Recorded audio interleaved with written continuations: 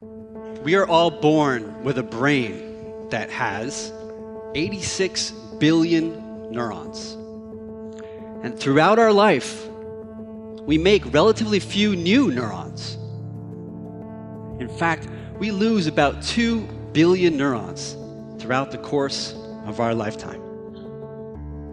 So you may wonder, if we're losing billions of neurons and we're not making a lot of new neurons, what's changing in the brain to support all those mental habits and behaviors that make up our self-identity? Well, the answer is activity-dependent plasticity. This is the function by which the brain is continually modified through the 150 trillion cell-to-cell synaptic connections that are made in response to your everyday experiences. One main point that I hope you take home today is that not only are they contributing to your self-identity, but they are continually changing your brain. And they are strongly influencing your health and longevity. If there were any one period in time one would desire to be born in, is it not the age of revolution? When old and new stand side by side and admit of being compared? When the energies of all men are searched by fear and by hope? And when the historic glories of the old can be compensated by the rich possibilities of the new era? This time, like all times, is a very good one, if we know what to do with it. Every moment free from fear makes man immortal. When you break yourself of fear, your thoughts go on forever. But how do you do it? Because all of us start to think in terms of scarcity. Some of us actually make it to terms of abundance.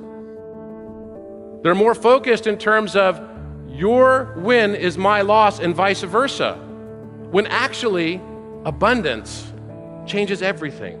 Abundance comes from a place of confidence. Scarcity comes from a place of fear. Breaking yourself of that type of thinking will change your life and change your world. Most of what people care about can be thought of as a skill, right? I mean, well-being is a skill. Not suffering unnecessarily is a skill. Regulating, noticing your emotional life and regulating negative emotion is a skill. The moment you begin practicing mindfulness, which is just learning to pay close attention to the nature of your experience. You're not adding anything to your experience. You're just noticing what it's like to be you moment to moment, but in a way that is not reactive. You're not grasping at what's pleasant or pushing what's unpleasant away. You're just, to make this concrete, let's say you have a fear of public speaking, right? So you're about to go out on a stage and you feel anxiety. The default state of someone who doesn't want to have that experience is one to, in advance worry about that experience. The anxiety is kindled just by the mere thought of what you have to do. Then once you feel the butterflies, you are at war with them.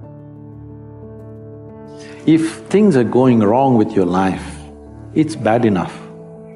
If you get depressed, you're only multiplying the problem. If you're causing depression to yourself, you are able to generate substantial amount of intense emotions and thoughts, but in the wrong direction.